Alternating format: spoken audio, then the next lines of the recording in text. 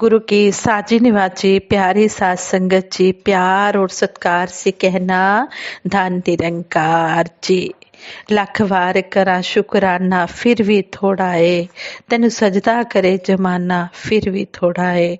सतगुरु निरंकार दातार के एहसानों का कर्जा हम कभी भी नहीं चुका सकते। सतगुरु ने हम पर कृपा की है, रहमत की है। इसी तरह सतगुरु का आशीर्वाद हम सब पर बना रहे। सात संगत जी कहते हैं लगभग 500 साल पहले की बात है। दूनी चंद नाम का एक अमीर व्यक्ति लाहौर पाकिस्तान में रहता था। पैसा इकट्ठा करने की धुन उसके सिर पर हमेशा सवार रहती थी। लोग बताते हैं कि जब उसके पास 1 लाख रुपया हो जाता तो वह अपनी हवेली पर एक नया झंडा गाड़ देता। इस तरह करते करते उसके घर पर 20 झंडे लहराने लगे। श्री गुरु नानक देव जी महाराज मानव कल्याण की यात्रा करते हुए जब लाहौर पहुंचे तो दूनी चंद को भी उनके दर्शन करने का सौभाग्य मिला। दूनी चंद श्री गुरु नानक देव जी महाराज के व्यक्तित्व से बड़ा प्रभावित हुआ। उसने श्री गुरु नानक देव जी महाराज के व्यक्तित्व से खुश होकर उसने श्री गुरु नानक देव जी महाराज को अपने घर में चरण डालने के लिए मनवा लिया।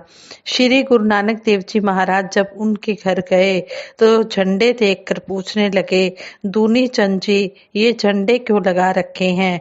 दूनी चंद बोला, महाराज जब भी मेरे पास 1 लाख रुपया इकट्ठा हो जाता है तो मैं अपने मकान पर एक झंडा लगवा देता हूँ ताकि पता चल सके कि अब मैं इतनी माया का स्वामी बन चुका हूँ।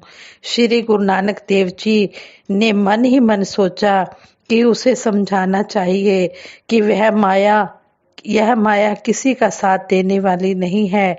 इस बात को समझाने के लिए वह किसी मौके का इंतजार करने लगे। जब वह अपने स्थान पर वापस लौटने की तैयारी करने लगे तो उन्होंने दूनी चंद को अलग ले जाकर कहा, दूनी चंद जी आप मेरा एक काम करेंगे? दूनी चंद ने कहा, क्यों नहीं महाराज, मैं तो आपका दास हूँ, सेवक हूँ। आप कृपा करके आज्ञा दीजिए, मेरे लिए क्या सेवा है? दूनी चंद ने बड़े ही नम्र भरे भाव से श्री गुरु नानक देव जी महाराज से ये बात कही।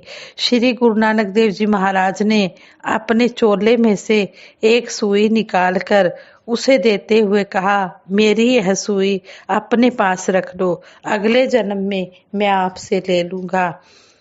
उसके बाद आशीर्वाद देकर श्री गुरु नानक देव जी महाराज अपने निश्चित स्थान की ओर चल पड़े। उधर दूनी चंद की पत्नी हैरान थी कि मुझसे छिपाकर गुरु जी ने ना जाने मेरे पति के कान में क्या कहा है। पत्नी रह न सकी और उसने दूनी चंद से पूछ लिया कि तुम्हारे कान में गुरु जी ने क्या कहा था? दूनी चंद ने बताया कि गुरु जी ने कहा है कि ये एक सुई संभालनी है और कहा है कि अगले जन्म में मैं आपसे ये सुई अपनी वापस ले लूंगा। पत्नी ने हैरान होकर कहा, तुम अजीब आदमी हो, तुम्हें क्या इतना भी पता नहीं कि मरने के संग कुछ नहीं जाता, मरने के समय कुछ भी कोई इंसान लेकर नहीं जाता, फिर तुम यह सुई कैसे अपने साथ ले जा सकोगे? गुरु जी ने जरूर कुछ और कहा होगा। हैरानी से दोनों पति पत्नी गुरु जी के पीछे दौड़ पड़े। पास पहुंचकर दूनी चंद ने कहा, आपकी बात मुझे पूरी तरह से समझ नहीं आई है गुरुजी, आप मुझे दोबारा बता दें। आपने कहा है कि यह सुई आप अगले जन्म में मुझसे ले लेंगे, परंतु मृत्यु के समय मैं इस सुई को कैसे साथ ले जा पाऊंगा? क्योंकि मृत्यु के समय तो सभी खाली हाथ ही जाते हैं, कोई कुछ भी लेकर नहीं जाता। श्री गुरु नानक देव जी महाराज ने कहा, वैसे ही ले जाना जैसे अपने करोड़ों रुपए ले जाओगे। दोनों पति पत्नी एकदम बोल उठे, महाराज ये करोड़ों रुपए भी यहीं रह जाएंगे, ये भी साथ नहीं जाएंगे। श्री गुरु नानक देव जी महाराज ने मुस्कुराते हुए कहा, फिर इस माया को क्यों इकट्ठा कर रहे हो? इस उस माया को क्यों नहीं जोड़ते जो साथ जाने वाली है? वो माया है राम नाम रूपी माया। सच्ची दौलत को पाने के लिए क्यों नहीं कोशिश करते हो? सत्य परमात्मा को भूलकर झूठी नश्वर माया के पीछे भागना ठीक नहीं है। इसलिए महापुरुषों ने सदा ही सच्ची दौलत राम नाम रूपी दौलत को इकट्ठा करने का उपदेश दिया है। जीवन के गुजारे के लिए माया का अपना महत्व है। माया इतनी दीजिए जामे कुटुम्ब सुमाए, मैं भी भूखा न रहूं तेरा संत भी भूखा न जाए। कबीर दास जी हमें समझा रहे हैं, साईं इतना दीजिए जामे कुटुम्ब सुमाए, कि हे मेरे मालिक दीन दयाल सतगुरु सच्चे पातशाह, हमें इतना देना कि जिसमें मेरा और मेरे परिवार का गुजारा हो जाए, और जो आप जी का रूप इस दरवाजे पर संत महात्मा आए उसका भी अच्छी तरह से आदर सत्कार हो सके। इसलिए यहाँ पर भी श्री गुरु नानक देव जी महाराज ने यही समझाया है कि जीवन के गुजारे के लिए माया का अपना महत्व है। महापुरुष इसे नकारते नहीं, लेकिन माया को ब्रह्म के ऊपर प्योरिटी देना किसी भी प्रकार ठीक नहीं है। मायापति से हमेशा जुड़कर रहना है। जो मायापति से जुड़कर रहते हैं, माया उनकी दासी बन जाती है। इस तरह हमें सतगुरु समझा रहे हैं कि हमने संसार रूपी माया में रहना जरूर है, लेकिन इसमें इतना बिजी नहीं हो जाना कि हम इस परम पिता परमात्मा को भूल जाएं। हमने दुनियावी संसारिक काम करते हुए हमने ये राम नाम रूपी धन भी इकट्ठा करना है, जो अंत समय हमारे साथ जाएगा, और इसी धन ने ही हमारा लोक सुखी परलोक सुहेला करना है। साथ संगत जी, सतगुरु बाबा हरदेव सिंह जी महाराज भी मानव मात्र को समर्पित एक एक पल गुजार कर गए। हमें कर्म रूप में दिखा कर गए, हमें समझा कर गए। खुद कर्म किया गुरुओं पीरों पैगंबरों ने, फिर हमें वो कर्म करने की प्रेरणा दी। ऐसे ही सतगुरु बाबा हरदेव सिंह जी महाराज की एक बात दासी आप जी के साथ शेयर करेगी, आप जी प्रवान करें। कहते हैं चीन देश के एक नगर में एक बार सभी मार्केट से गुजर रहे थे। ये महात्मा अजय बेजोड़ जी बता रहे हैं कि सभी मार्केट से गुजर रहे थे, तभी एक महापुरुष एक चाय की दुकान की ओर इशारा करते हुए बाबा जी से कहने लगे कि हजूर, यह इस शहर की चाय की बहुत फेमस दुकान है, और यहाँ अलग अलग तरह की लगभग हजारों किस्मों की चाय मिलती है। यदि आपका हुक्म हो तो कुछ देर यहाँ रुककर आप चाय की कुछ किस्मों का जायका लें, क्योंकि इस दुकान पर पहले चाय बनाकर उसका टेस्ट चेक करवाया जाता है, बाद में फिर उसी किस्म की चाय के पैकेट बेचे जाते हैं। हजूर ने अरदास स्वीकार की और उसी चाय की दुकान में चलकर कुछ देर के लिए बैठे। लगभग 3-4 तरह की चाय बनाकर वहां की दुकानदार बहन ने सतगुरु देव व और महापुरुषों को पिलाई। साथ ही वो बहन उस चाय की खूबी भी बयान करती जा रही थी। मसलन कोई चाय अच्छी सुगंधी वाली थी, व किसी चाय से नई स्फूर्ति पैदा होती थी। अचानक सतगुरु देव ने पलटकर उस बहन से पूछा कि क्या कोई ऐसी चाय नहीं है कि जिसे पीने से 3-4 घंटे सोने के बाद भी ऐसा लगे कि जैसे 6-7 घंटे सो चुके हों और पूरी थकान गायब हो जाए। ऐसा सुनकर उस बहन ने इनकार में सिर हिलाया, और सतगुरु देव की बात सुनकर सभी हैरान हो गए और सभी का हृदय द्रवित हो गया, और सभी कहने लगे कि सतगुरु देव का इशारा केवल इसी बात की ओर था कि मानवता की भलाई के लिए उन्हें अपने आराम की बिल्कुल भी परवाह नहीं है, और वे ज्यादा से ज्यादा समय मानवता की भलाई में लगाना चाहते हैं। इस पावन काम में कहीं अपना आराम बीच में रुकावट ना बन जाए।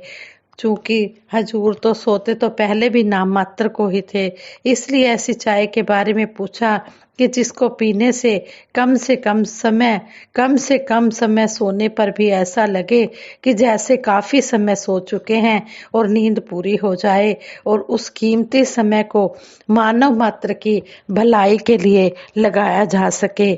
काश हम सब भी सतगुरु के बताए नक्शे कदम पर चलते हुए अपना ज्यादा से ज्यादा समय इस सत्य के मिशन के प्रति समर्पित कर सके। हे देव, समर्पित कर पाऊं हर श्वास तुम्हारे चरणों में, दृढ़ से दृढ़तर होता जाए विश्वास तुम्हारे चरणों में। हे सच्चे पातशाह, हम सब पर भी अपनी कृपा दृष्टि बनाए रखना। हम साधारण से जीव हैं मेरे मालिक दीन दयाल सच्चे पातशाह, आप जी ने ही हमें सेवा सिमरन सत्संग करने की, संसारिक कामों को करने की, पारिवारिक जिम्मेदारियों को निभाने की शक्ति देनी है। मेरे मालिक दीन दयाल सच्चे पातशाह, हमें भी ऐसे ही कि हम पर भी ऐसे ही कृपा बनाए रखना, हमें भी इसी तरह अपने चरणों से जोड़ के रखना कि हम भी अपना एक एक पल मानवता को समर्पित कर पाएं, मानवता की सेवा में लगा पाएं, और हमारा जो विश्वास है ये अटूट बना रहे। इस तरह हम समर्पित होकर गुरु चरणों में रहकर गुरु के आशीर्वादों को पाते रहें और अपना मानव जन्म जो है ये सुहेला कर पाएं, लोक सुखी परलोक सुहेला कर पाएं, और खुद भी हम जुड़े और औरों को भी इस मिशन के साथ जोड़ने की पूरी से पूरी कोशिश करें, ताकि कोई भी इंसान इस मिशन से वांझा ना रह जाए, जो मनुष्य जन्म का लक्ष्य है उसको प्राप्त कर ले और अपना लोक सुखी परलोक सुहेला कर ले।